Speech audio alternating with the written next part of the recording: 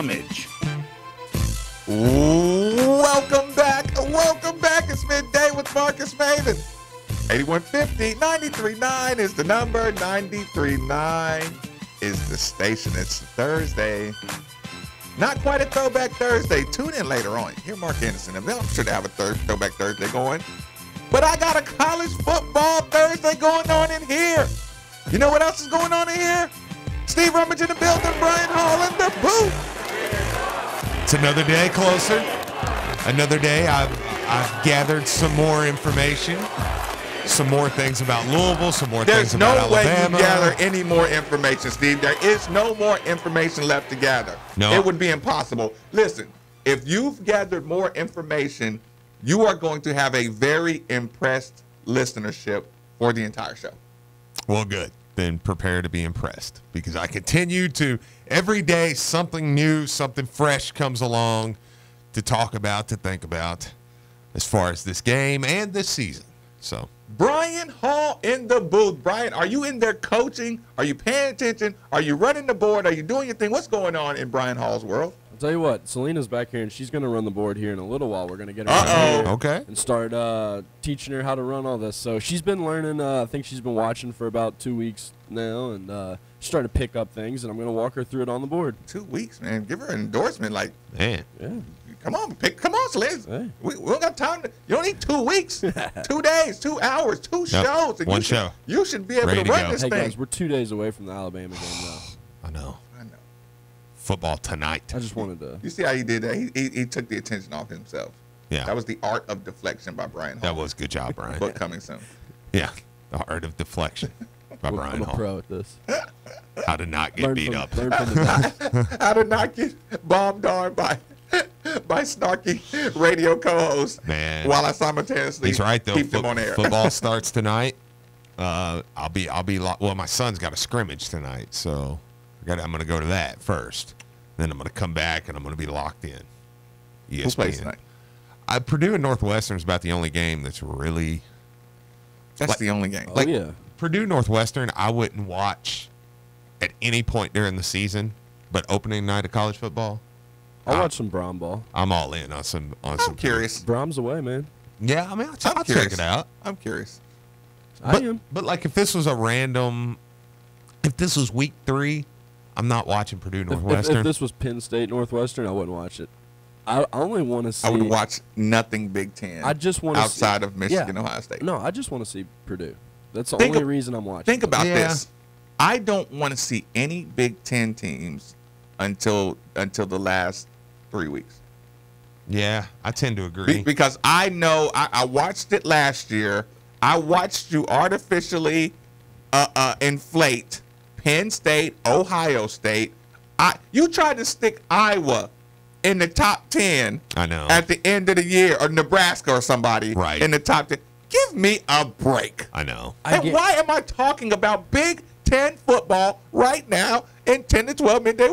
Goodness gracious, sorry. I guarantee you there's a bunch of people out there, though, that are going to watch that game tonight strictly, and they're using Brom as an excuse because they haven't seen football in, like, probably 6 months, 9 months. Yeah. Or 6 to 8 months, somewhere around there. So Meaningful football, yeah. Yeah, so I think people are just itching for it, and they're going to use the Brom excuse to watch tonight. I mean, I will. 8150 is the number. 93.9. 3831 93.9 is the text line. We Are Made for the Ville is the live video feed of everybody in the booth right now. Actually, sometimes I should turn that around and show Brian. Show Brian. Yeah. Show Brian's face. Right. Yeah. You know what? I need to dedicate Brian Cameron. Get that phone, Brian. By the way, I have apparently entered the. I don't know. I tweeted something yesterday, and what I tweeted will be a topic we'll talk about later. So I tweeted something yesterday, and apparently somebody from Alabama retweeted it, and I've been getting just a bunch of mentions from Alabama fans. Right. I've seen like LJ and a few of those guys. I've been going back and forth with them. Right.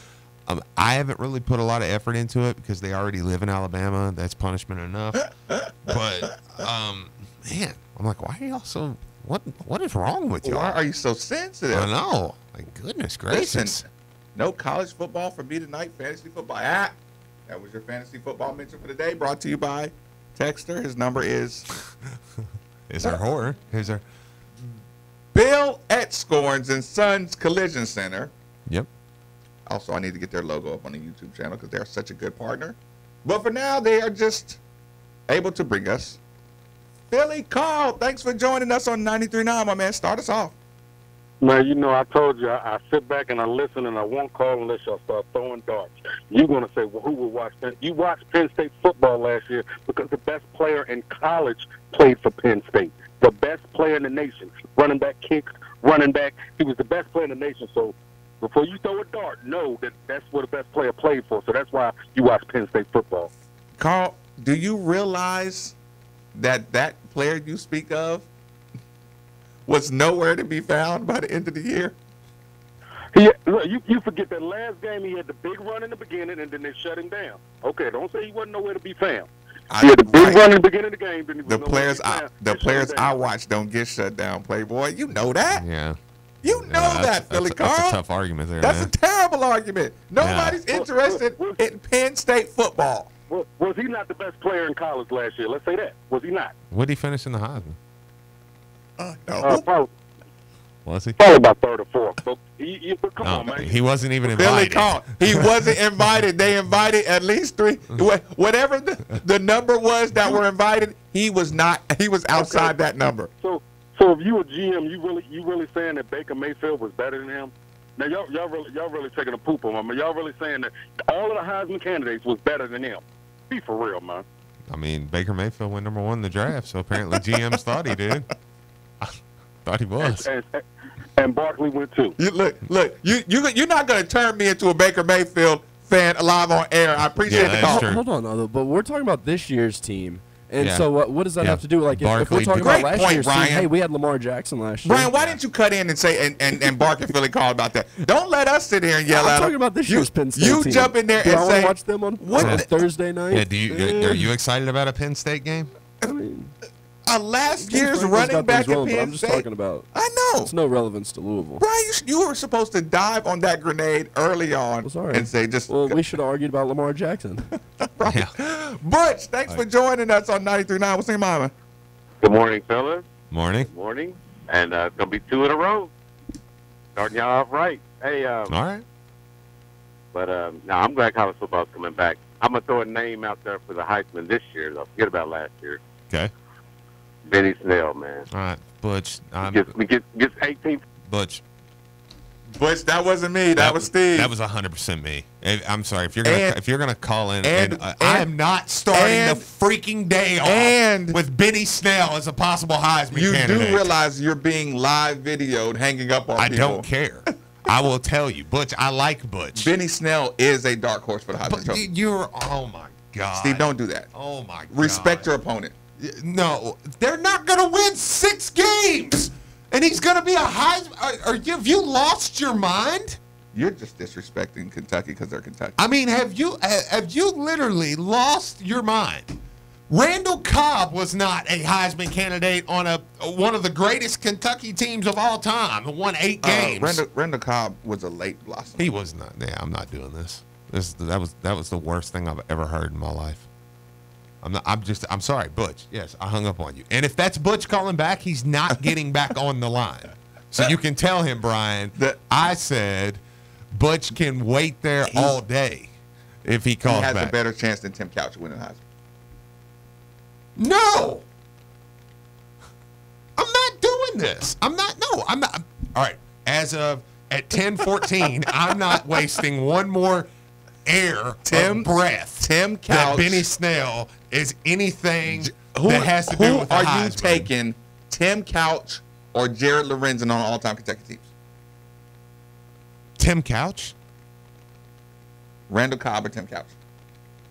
Tim Couch? Benny Snell and Randall Cobb or Tim Couch? Tim Couch! Why is that so hard to why is that so hard to think? I'm not doing this. It's not at all. Oh my God. Listen, people, that was so much fun. You can't imagine. Jason, thanks for joining us on Midday with Marcus Baby, my man. What's on your mind? What's going on, Marcus? Having a blast.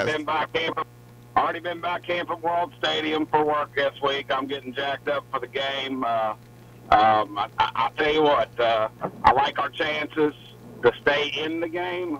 And, I'm very, very impressed with how Bobby's talking about the speed on defense. I know we're going to be young, but everybody keeps talking, from what I've seen, everybody keeps talking about depth that we have. We're going to be rotating players, and I'm extremely excited to see how this plays out coming up Saturday. Yeah. I appreciate the call. Hey, that's from Tampa, too. Thank you for I listening. love from Tampa. that people listen Appreciate that. from states other than our own. Yes. Beautiful state. Thank you so much. That's an ego boost, isn't it? It is such a boost. That's caffeine, fruit, sugar boost. Absolutely. Thank you, Jason. Yeah, thank you. And you're down there kind of marking the territory. That is true, man. Getting around. Literally. Hey, but I mean, that's somebody that's down there, said he's drove past the stadium, is feeling somewhat confident. Jason's marking the territory down there. Yes. Good dog walk. Get out and pee. Yeah. This Camping World Stadium's ours. I want Louisville fans right now to go to the stadium and pee. Anywhere. Jeff, thanks for joining us on 939. Fire away. Hey guys, good morning. We're gonna reset and talk the proper talk now. Yes, thank you. That's fair enough. It is game week. I'm excited. We're playing the University of Alabama. We are an underdog. I like it when the Cards are an underdog. I think we're going to go out and surprise everybody with how good our football team is. I think that, I'm ecstatic about this thing, and I'm so glad that the season is kicking off. Football comes on tonight. We're going to watch Jeff Brom a little bit. See, he'll probably be here in 4 years, so, excited about that. But I think that I expect the Cards to come out and surprise everybody, give Alabama a close game, smack Nick Saban in the mouth, and come out with a W. Hey. That's what I think is going to happen, and I'm supremely confident because I have to be. I believe in my Cards. I want them to believe in themselves. The coaches believe in them. The players believe in them. We can do it. Last time we played Alabama, we won. Last time we played a big favorite in Florida, kicked them in the teeth. Louisville can do this. Louisville's prepared. We're going to go out and shock the world out on Saturday, and they're going to start playing that Muhammad Ali that clip over and over and over again about him shocking the world. So it's going to be a good thing in Louisville, and you guys are going to have an awesome show all week next week gloating about it. So I'm excited to go, and if you guys talk about Kentucky anymore today, I'm going to be pissed. Appreciate the call. This is why, and I don't want to turn this show into the Bobby talk, but this is one reason I do love having Bobby Petrino around. And there's other coaches that can do it. I'm just saying an offensive-minded guy that's high-powered. And this is why I love our fan base. Because have you noticed, as the week goes on, as the last month has went on, it's went from Alabama. The closer you get, the more you're starting to get calls where people are like, hey, man, not only are we going to keep it close, we're going to win. We're all kind of like every day that goes by, you're like, you know what? Why in the world can't we beat Alabama? You start to look at deficiencies. You start to see Nick Saban talking about his secondary, which we'll talk about here in a little bit. And don't even burn that one, and Steve. You start to say, wait a minute, why can't we beat out? Maybe what our guys are saying is true. How much fun is this, Steve? That's a great point you're making, right? But how much fun is this? You and I are guilty of the same thing. How much fun is at the end of the day, and hang on one second, Marcus, we're coming to you. End of the day, you're watching those games. You're watching Alabama just cream somebody, right? Yeah. And then you're like, oh, my God, we're in trouble, right? Yeah. And when you lay your head down, you have a knot in your stomach, right?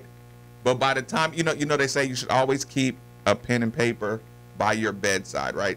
Because your best ideas happen, when you're well rested, middle of the night, morning. Because your best ideas, keep a pen and pad. That's a little note for people who want to be geniuses or whatever, or look like geniuses. But when you wake up, you start thinking clearer. You start thinking without the anxieties of the day, without the tension. Then you say, wait a minute.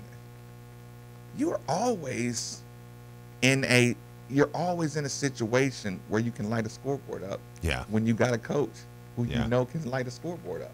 Yeah. I don't even care about the rest of the conversation. When I went to bed, I was like, those guys are bigger, stronger, faster. Oh, my God, they hit so hard. Yeah.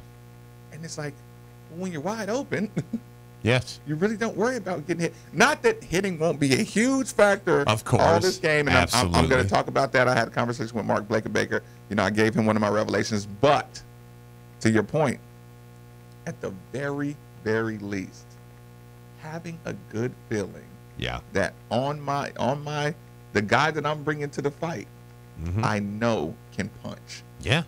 I know he can punch. Now, his defense could be terrible, literally. His defense could be this, and his bobbing and weaving could be this, but I know he can knock somebody clean out I know. with the right combination. It's why there's only been about 4 guys. Floyd Mayweather's 50-0. Okay, a monster. There's a highlight of him getting punched hard. Yes.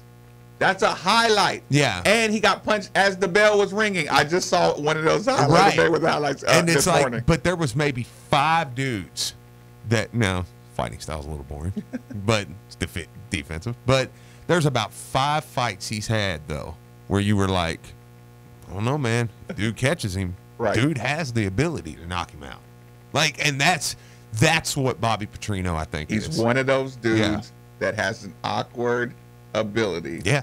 Now, we thought that, and we watched him. Yeah. Sometimes Floyd wiped the floor with Hey, him. Floyd's never dead. Never lost. But sometimes he's been Yeah. he's been in trouble. Marcus, thanks for joining us on 93.9. Fire away. Hey, what's up, guys? College football is finally back. That's it, man. No Finally doubt. back, man. Man, been waiting for this day since forever, bro. But I just don't. People are really just like, they're so uneducated about Louisville. They're just pulling the whole Lamar Jackson's not here narrative no more. Like, we don't have a bunch of 3- and 4-star players on the team. I mean, man, do y'all remember when West Virginia played Alabama a few years ago? Absolutely. I think we lost it. Darn it. I was looking forward to the point he was going to Well, and I think he may have been referencing Virginia Tech. He said West Virginia. I think he may have been talking Easily. Virginia Tech. Easily. Yeah. What point was he going to make, Steve? Well, Virginia Tech and Alabama opened the season against each other. It was, Blood and guts. yeah. That's all I need to see is blood and guts. Not literally, people. Jackson, you there? On 93.9, fire away. Yeah, my main thing is this. Louisville has played just as good a competition as Alabama. I mean, over the last 3 or 4 years, probably the second best or toe-to-toe best team out there has been Clemson, and we have played them toe-to-toe, gone toe-to-toe with them every year. So they have All-Americans up and down their lineup, just like Alabama. So I don't think that fear factor that everybody keeps saying that Alabama has these 5-star recruits, Clemson's every bit as deep as they are. Deeper. And we've gone toe-to-toe with them. And Florida State, they have talent. When has Florida State not had talent? So the fear factor, the hit them in the jaw feeling that people think that Alabama's going to give us, it's just not there. And I'll take a guy who has an offensive mindset against Alabama any day of the week.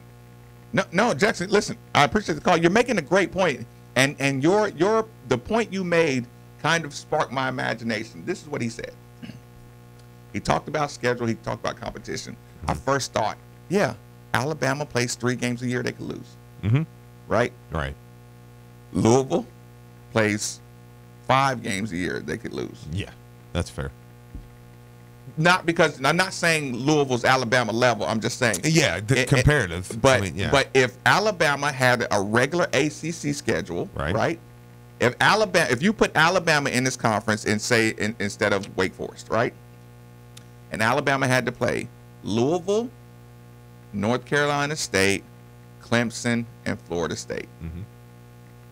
There's 3-4 teams on there any given year that are going to be as good as those, couple of teams that are having a good year in the SEC. Sure.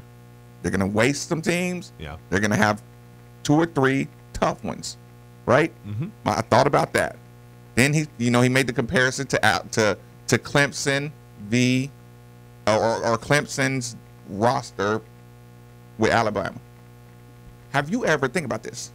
Have you ever played Clemson and thought, they hit harder than us, or they just like they athletically, Clemson looks really good a lot of times. You know, in positions they might have a guy that stands out athletically. Yeah, long muscled basketball with an extra 50 pounds. You know. Yeah, but no, is what Clemson I feel like has done to us though when we play them is Clemson's ability to line up in an I formation and to push forward 5 or 6. That's the part. That's the one part that I've watched in the Clemson. If we're just doing the Clemson narrative, that where Wayne Gallman or Kelly Bryant last year or Deshaun Watson, you almost felt like anytime they lined up on 4th and 2, they were getting it. That's the one difference. And I think Bama, there's one other one. A bubble screen, you held your breath every time Clemson threw it out. Yeah, that's fair. You know, you held your breath. Sure. But again, one year you weren't worried about it because you had guys out there making plays. Yep. The next year you hold your breath because you're like, and the year before you held your breath because they had the best like Heisman Trophy winner, like a Gallman. You know what I'm saying? Like a developed. Clemson actually didn't have a Heisman Trophy winner.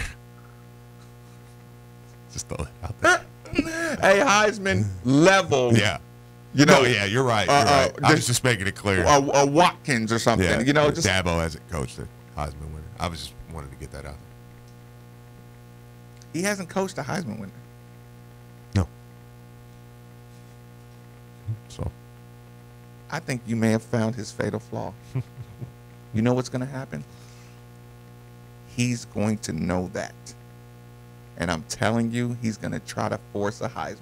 Yeah, probably. He's going to lose his team. The demise of Clemson is going to be the fact that Dabo wants that Heisman Trophy winner on his team. Or the Fabio kid's just going to win it. But no, what I'm saying is, you know how Bobby kind of changed his style to be Lamar-centric? Oh, Bobby, I'm telling you, Bobby, you could tell. He wanted to get Lamar that Heisman. Yeah, there was. That year, Bobby. Don't ever forget that, people. Yeah. That's a check off my list. No, you know what? I'm saying don't ever forget that. Like it's fact. It's not fact. It's just your opinion and my opinion. Yeah. At some point, he said, "I want a Heisman Trophy winner on this. This is my guy." And he knew Lamar maybe that. I mean, you don't just get Heisman Trophy winners. Michael Bush was his shot. Yeah. And you could tell during that season Michael Bush was getting ready to win the Heisman Trophy. Come heck or high water, dude. You're getting this Heisman. He was winning Lamar that Heisman. Right? Yeah. That's why we spent the time yelling at him, saying, "Bobby, make him hand the ball off sometime." Lamar would be playing because he played. He video gamed Lamar all out. But I'm glad he didn't do it Benny Snell style. That was a real fact. What I was saying. It is a real fact, but I've just been so soured on that name today that I'm like, isn't he in like a trash talking war with Central Michigan or something like that? Yeah, he better not be. I don't know. Why would you even bring that up? Central Steve? Michigan guy. Why are you talking about Benny Snell or something? Why are you talking about Benny Snell on air? Yeah. Johnny, thanks for joining us on 939. Fire away. Hey, real quick, Steve. When was the last time UK had a game on national TV? I mean, I don't even remember. Like the Florida game. They're on the SEC network every friggin' time. I know. Like I don't even remember them being on ESPN or any of the big networks. And no, I really can't even think. No, other than maybe just being the lucky kind of falling into the CBS 3:30 game because there's no other game. Yeah, like that one. We have a hurricane going on in the South, and then you got to cancel all the others. So we got Kentucky, Georgia, 3:30. That was the worst thing we ever said, Johnny.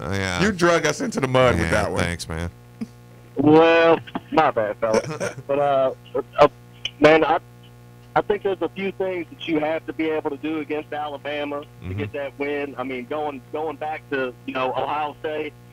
With Cardale Jones, the first thing you got to be able to do, man, is take deep shots with man coverage. They're going to run a lot of man because they feel like they can beat you with their guys. Yep. And you got to be able to take deep shots. And even if you don't complete the pass, the chances of getting a pass interference with a high jump off deep. You've seen Clemson and Ohio State both march their way down the field with pass interference calls. against Alabama. So you got to be able to take that deep shot on early downs. I think we got the tight ends to take advantage, after you open up the deep routes with short crossing routes with tight ends.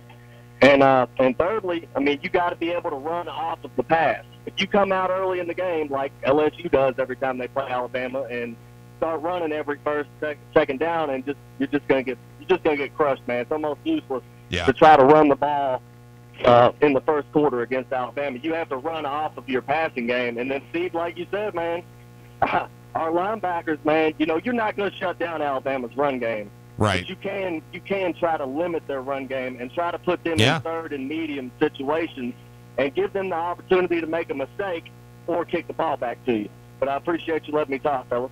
All right, Johnny. Appreciate you, man. Yeah, no, I think Johnny's right on that. That's what you have to do. Because when teams like Bama and Clemson line up for 4th and 1, 4th and 2, 3rd and 1, 3rd and 2, 3rd and 3, 9 out of 10 times they're getting that. Oh. Why? Listen, I've been begging for it.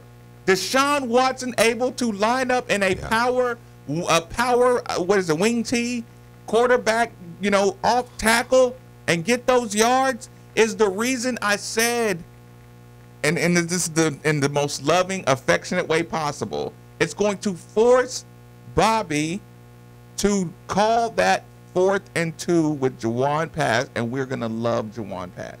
I agree. There's a new addition, see, that we're gonna have to talk about. Yeah. But before that, let's clean up some of this Alabama conversation. Selena, I hope you're ready. I hope Brian gave you instructions, because Steve has a conversation that he's been dying to share with the world a bit. Okay. Which one? Because there's about 4. What's going on down in Alabama? Secondary-wise? Or either secondary-wise or to get hype speeches or what? Okay, let's start with this. Hang on. Let's start with this. Quote comes out of Tuscaloosa. Quote comes out of Tuscaloosa. I'm going to read this to you.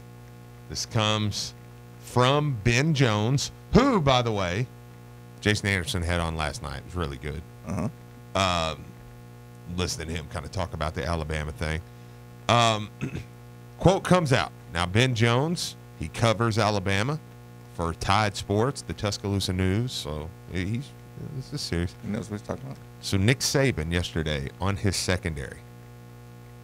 I have been not satisfied with the progress, but pleased with the improvement that we've been able to make. That does not sound like a coach. In one hand, okay, Nick Saban has always been a guy. I'm about to bring all this together. Let's just come to me. I'm about to flip the script on you too. So follow me on this one here. Nick Saban, and I talked about those Alabama players last week or earlier this week, that everything they said was, we focus on us. We're not worried about Louisville. We're just focusing on Alabama. Don't care what they're doing in Louisville. That's the thing with Alabama. I said, well, they really haven't been paying much attention, have they? Now, Nick Saban's saying, that quote right there from Nick Saban, from their head coach, is saying, well, you know what? The secondary is really not quite coming along like I wanted them to come along. That Saban speak? Well, it could be. It could be. But maybe, just maybe, the defense and some of the things aren't coming to where Nick Saban wants them. Now, let me bring you into the next thing. Alabama's been screaming, we're just focused on Bama.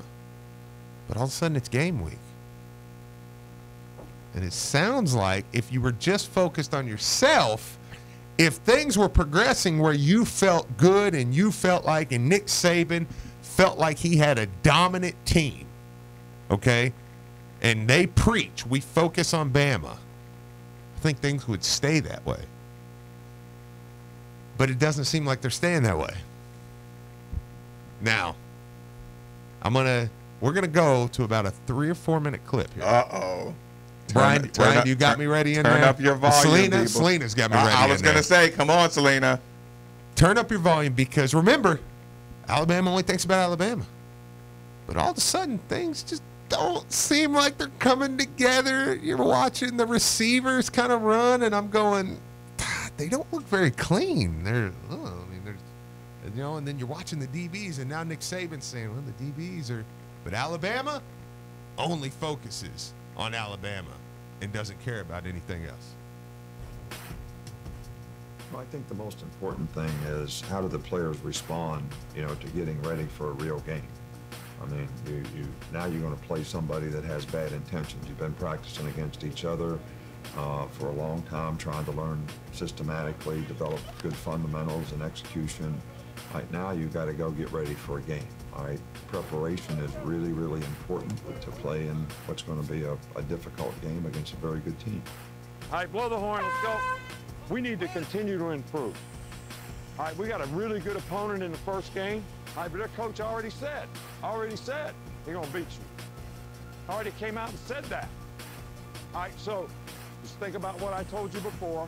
All right, what does everybody that you play think of you? Not what the media thinks of you. What does everybody you play think of you? Now it's time to focus on the first opponent and just look at them on film and see what we can do. Tired of going against each other, our defense every day. It's time to compete against somebody new so you could destroy the other opponent now instead of going against each other 24/7. Football is back. That's the time of the year that everybody around here waiting for. Hey, look, guys, there's only one question to ask here. All right, how you going to respond, to a team who has bad intentions for what you want? How are you going to respond to it? So when I say respond, I'm talking about how you prepare. You got a scouting report today. You need to know what's happening. You need to be able to anticipate.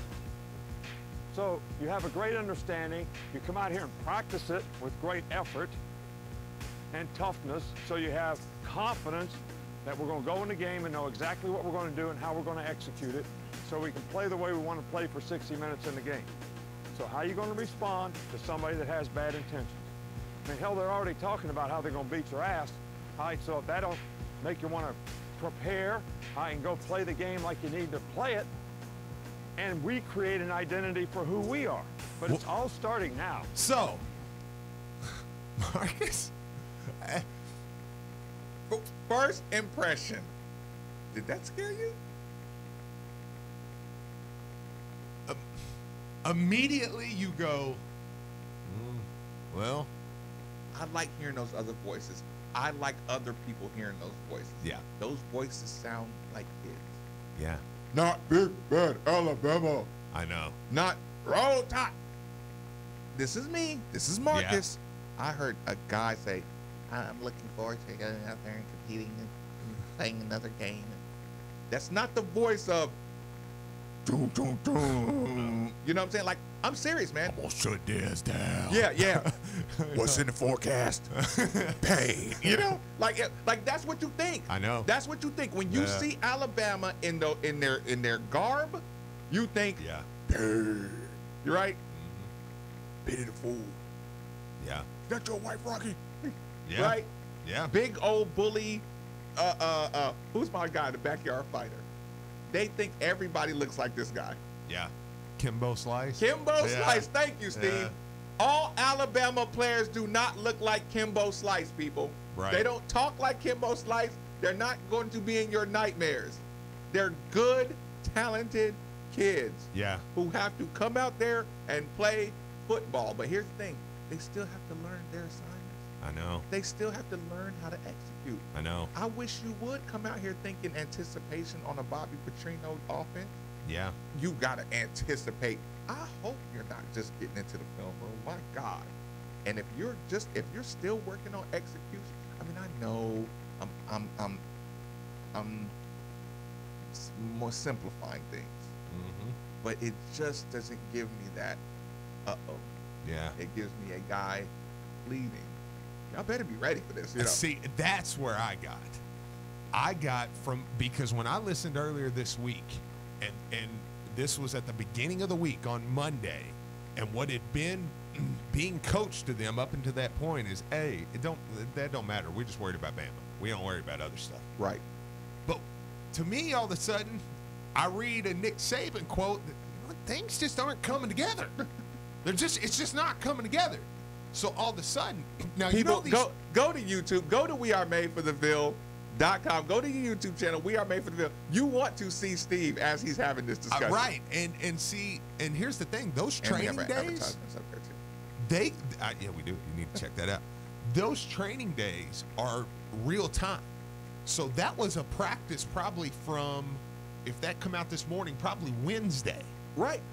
That's Nick Saban on Wednesday looking at his team going, maybe Tuesday, but that's Nick Saban looking at his team going, I mean, my God, y'all, they're trash talking. Because here's the thing. Here's the thing, and people have to recognize. You're giving credibility to people who are saying you need locker room material. The great coaches, they don't use locker room material.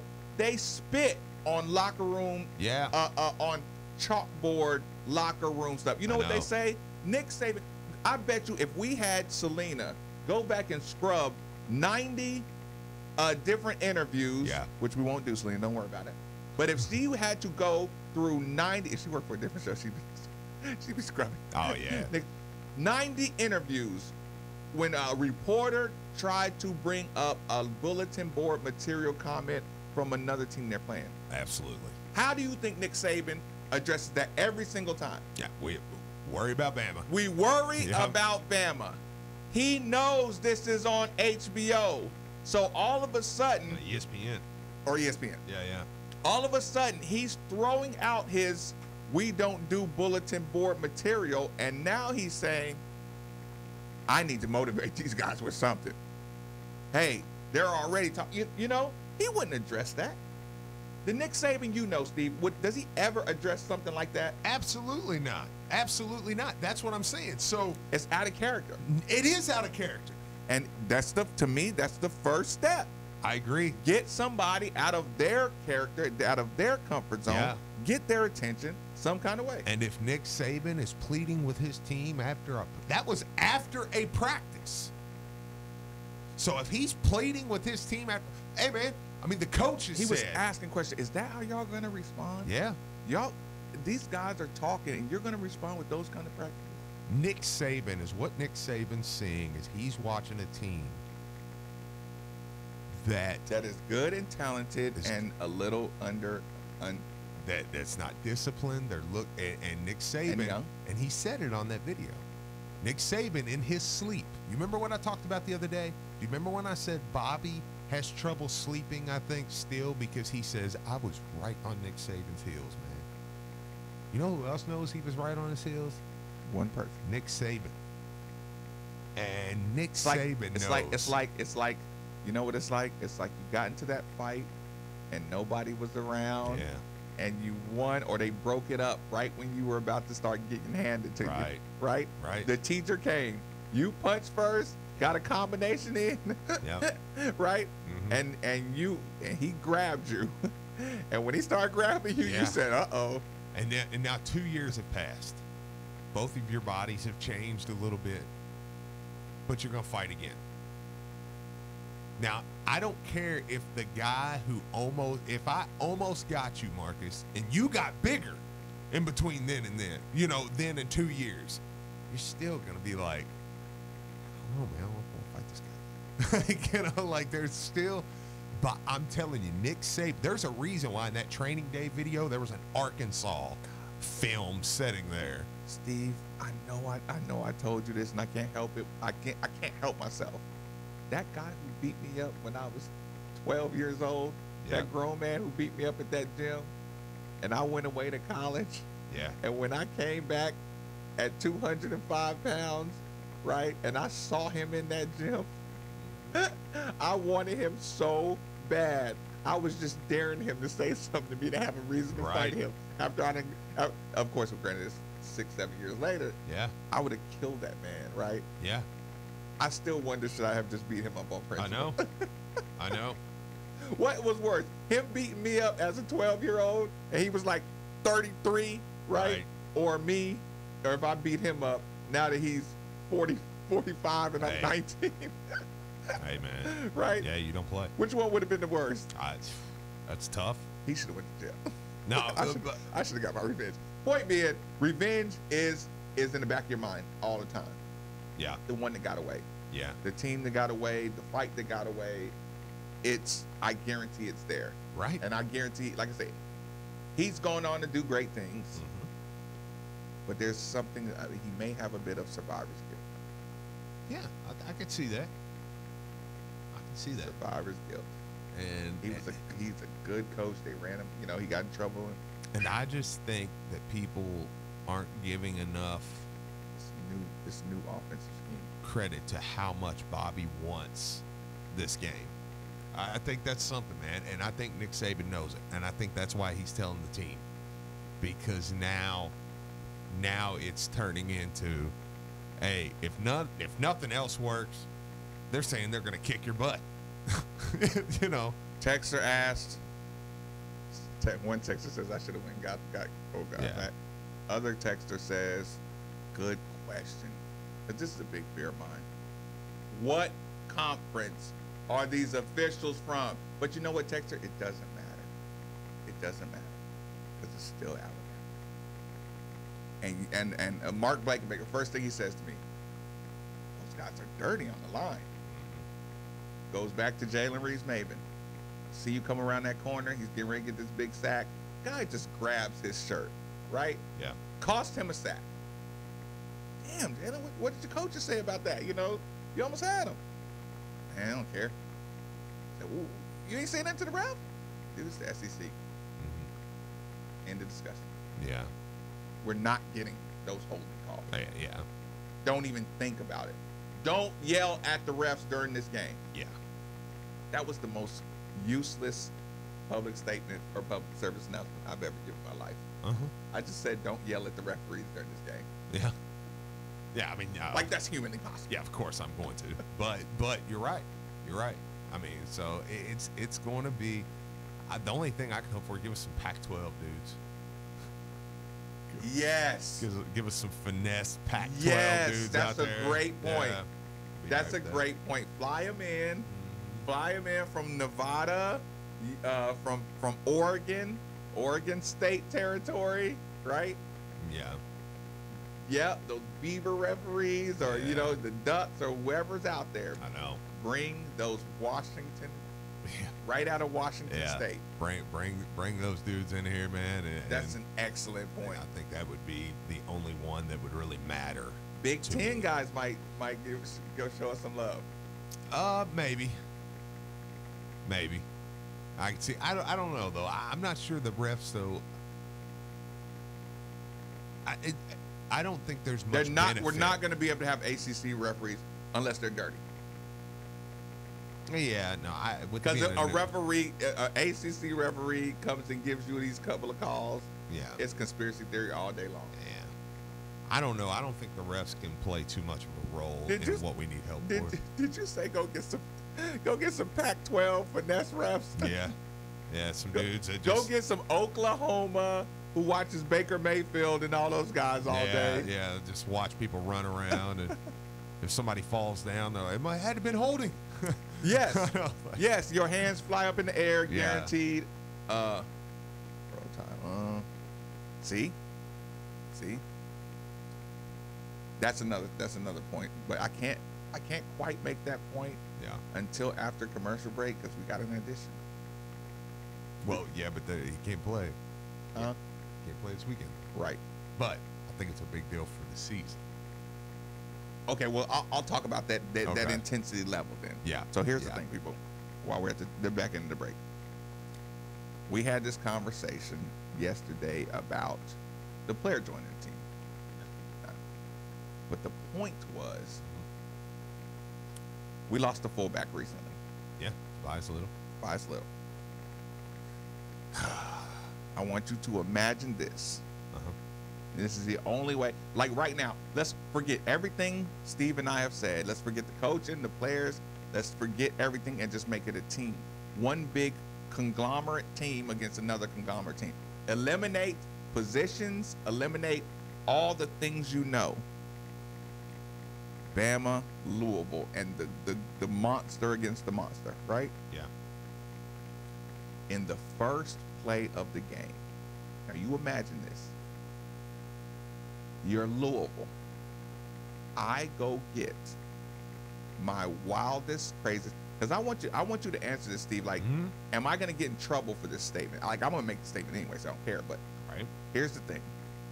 I go get my wildest, craziest, hardest hitting, fullback, wedge busting, psychopath student athlete.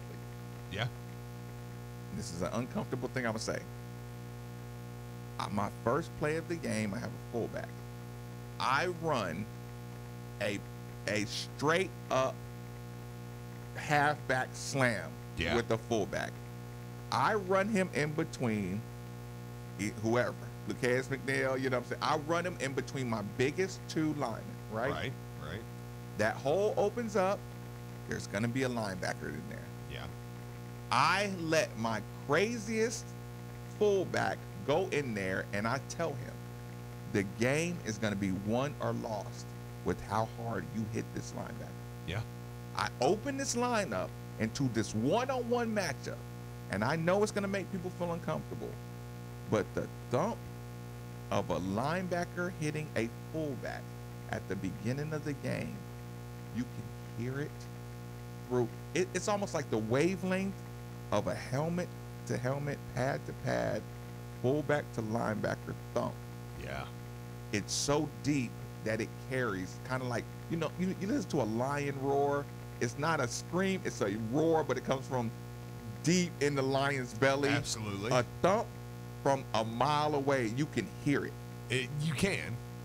If you have a Louisville player that doesn't mind going full sacrifice to hit them on that first halfback slam, almost to where it cleans out just this linebacker had learned on the first play. Yeah. Either he got a concussion I know. or our guy got a concussion, maybe both. But that's your starter. This is our kamikaze. Yeah. Is it uncomfortable to say sacrifice your hardest hitting guy on a first play slam just so everybody hears and sees and witnesses this hit? Because you know as well as I do that if that play happens and you get 5 yards with a halfback slam ISO with a fullback, right? Yes. OMG, we better bring somebody else up in that box. I agree. Because this is going to be nasty today. I agree. The commentator, he sees that. Shh, Louisville came to play. And while I agree with what Johnny said earlier with you almost need to beat Bama over the top early to establish a running game, if Louisville could flip that, to your point, if Louisville could flip that and force Bama on the first 2 drives to pull one more in the box, our receivers would eat all night long. I need that. And they probably will anyways. I need that fullback. Yeah. I need that guy to guarantee me 5 yards by cleaning out. That's like even if you rotate fullbacks. That's why I'll just go ahead and say it. I need these linemen to create a mismatch somewhere on that line that they have to listen to the pounding of Louisville cracking helmets early. I wish Jeremy Smith, who's back on the team, was eligible for this game. That's what we were doing.